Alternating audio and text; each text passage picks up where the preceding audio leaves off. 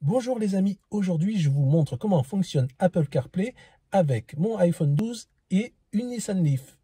C'est parti!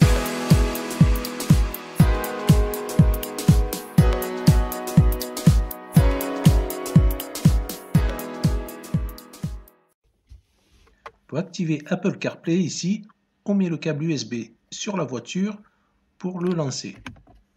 Voilà, comme ça, on attend un petit peu et ça s'affiche soit automatiquement, soit vous appuyez sur le bouton Apple CarPlay.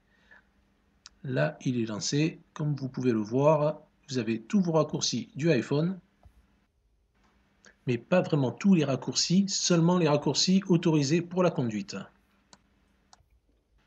Alors là, il y a une fonction que j'aime bien utiliser, c'est le Google Maps. Ça remplace le GPS de la voiture qui est un petit peu moins fonctionnel, je trouve. En plus, je n'ai pas la vue satellite avec le GPS intégré qu'avec le Google Maps. Vous voyez, voilà, là c'est assez fluide, on voit bien tous les détails. Alors, c'est un petit peu dommage qu'on ne peut pas zoomer avec les deux doigts, hein. Il faut appuyer sur plus ou moins. C'est un petit peu embêtant par rapport à l'autre GPS que je vais vous montrer.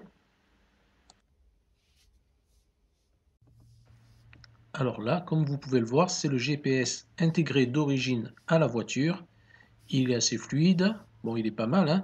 Il y a juste qu'il n'y a pas de vue satellite dessus. Par contre, on peut bien zoomer avec deux doigts. C'est plutôt bien. Dis Siri, donne-moi l'itinéraire pour aller à Aix-en-Provence. Alors là, on a l'assistant Siri intégré à la voiture. Pour ceux qui connaissent, c'est quand même top, surtout quand on conduit. Calcul de l'itinéraire jusqu'à Aix-en-Provence.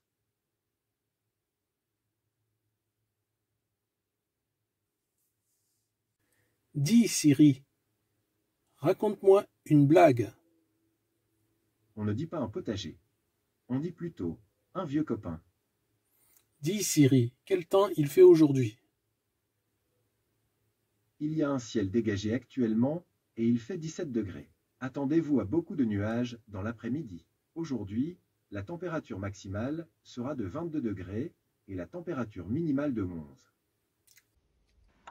Vous avez aussi une touche réglage avec quelques réglages, mais c'est très sommaire. Voilà, je vous montre un petit peu, mais il n'y a pas grand chose à régler en vrai, hein.